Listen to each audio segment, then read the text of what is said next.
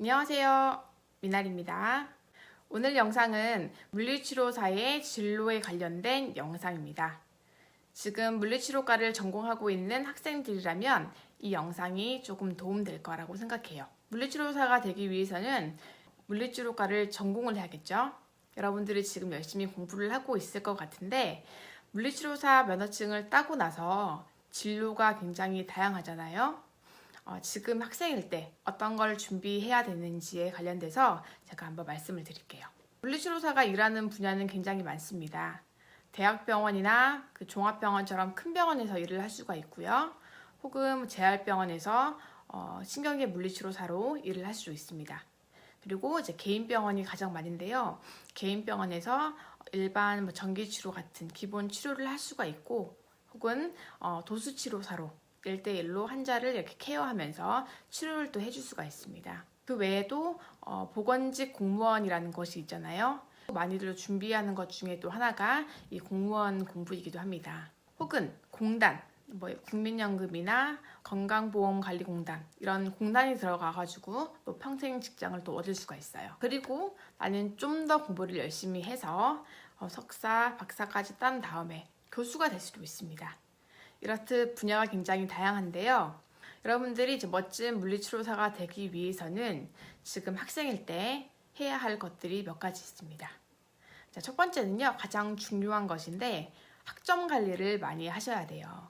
특히 대학병원에 들어가고 싶다 하시는 분들은 이 학점 관리는 필수입니다. 과목이 많잖아요. 과목별로도 점수를 잘 받아 놓으셔야 되고, 특히 제가 생각하기에는 해부학이나 신경계 물리치료 이 두 개 과목을 정말 열심히 하셔야 될 것 같아요. 이 해부학 중에서도 우리 분야 쪽에서 가장 많이 알아야 할 것 중에 하나가 근육입니다. 저는 근육 공부를 정말 많이 했었는데 이게 임상 나가서도 굉장히 도움이 많이 됐어요. 이 근육에 대한 공부는 정말 필수라고 생각합니다. 나는 개인 병원 가가지고 기본 치료할 거예요 하시는 분들도 이 근육 공부는 꼭 해주세요. 그 다음이 신경계 물리치료 관련돼서도 조금 하셔야 됩니다. 내가 만약에 재활치료를 하겠다 하시는 분들은 정말 필수 중에 필수고요.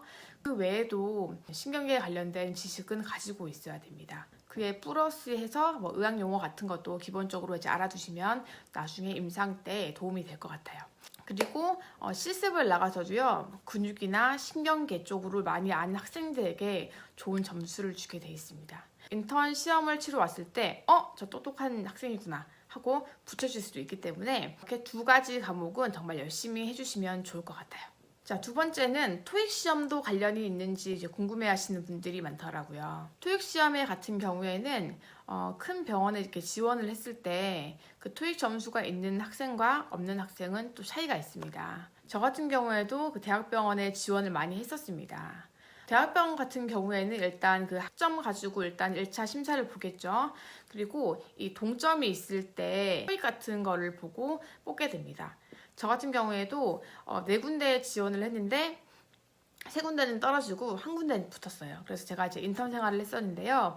그때 2명을 뽑았었거든요. 3명이 동점이었었어요. 제가 그 당시 이야기를 나중에 듣게 됐는데 내가 토익 점수가 좀 높았기 때문에 붙었다고 하더라고요. 토익 점수도 가지고 있는 것이 굉장히 도움이 됩니다. 공단 같은 경우에도 그때 같이 공부했던 친구는 지금은 어떻게 되는지 모르겠지만 그때는 토익도 그 친구가 공부를 하고 그다음에 국어 능력 시험 그리고 컴퓨터 관련된 그런 자격증 공부를 하더라고요. 그래서 내가 어디에 지원을 할 건지에 따라서 필요한 것들을 미리 찾아가지고 준비를 하시는 게 좋을 것 같습니다. 자, 그리고 세 번째는 동아리 활동이에요. 면접할 때 도움이 됩니다. 저 같은 경우에도 대학 시절에 동아리 활동을 했었거든요. 저 같은 경우에는 노인 물리치료라고 해서 봉사활동 가는 그런 동아리였어요. 그래서 그것 때문에 쓸 내용도 있고 면접 때도 그 이야기를 하면서 어느 정도 어필을 할 수가 있었습니다. 그래서 지금 대학생들이라면 동아리 활동을 열심히 하는 것도 굉장히 큰 장점이 될 수 있다고 생각해요. 자, 이렇게 준비하시면 여러분들이 이제 물리치료사로 일을 할 때 여러분들이 원하는 분야에서 일을 할 수가 있을 거라고 생각을 합니다. 자, 그리고 또 궁금해 하시는 거, 물리치료사의 연봉은 얼마나 될까요? 자, 그런데 물리치료사라고 해서 연봉이 비슷한 게 아니에요. 어떤 분야에서 일을 하고 있느냐에 따라서 천차만별입니다. 제가 이제 아는 한도 내에서 연봉 같은 거를 말씀을 드리자면요. 대학병원 쪽에서 일을 하시면 대기업 정도에 준하는 월급과 나중에 퇴직을 했을 때는 또 연금도 나오게 되겠죠. 그리고 이제 재활병원에서 신경계 물리치료사를 한다 하시면 신입 기준으로 했을 때 요즘에는 한 180에서 200 정도부터 시작을 한다고 하더라고요. 어떤 교육의 서티를 갖고 있느냐에 따라서 또 연봉이 올라가고, 그리고 또 신경계 물리치료 같은 경우에는 좋은 게 빨리 끝납니다. 한 5시 반 정도면 끝나는 데가 많거든요, 대부분. 토요일 근무도 거의 없는 데가 많고, 또 있으면 따로 수당을 주게 돼 있어요. 개인병원 로컬 같은 경우에는요, 한 200에서 한 230 정도를 줘요.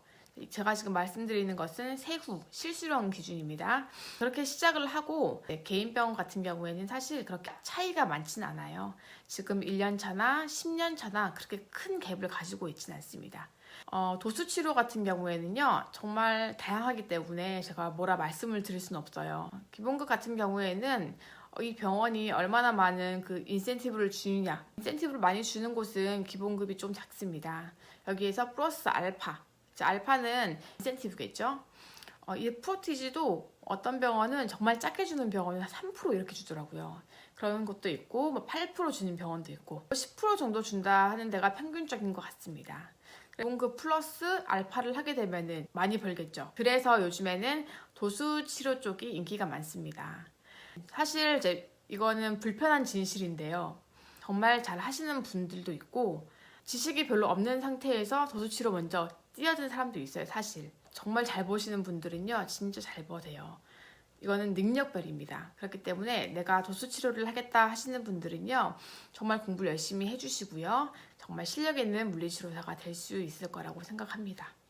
멋진 물리치료사가 되셔서 환자들도 많이 치료해 주시고 스스로에게도 자부심 있는 그런 물리치료사가 됐으면 좋겠습니다. 이상입니다.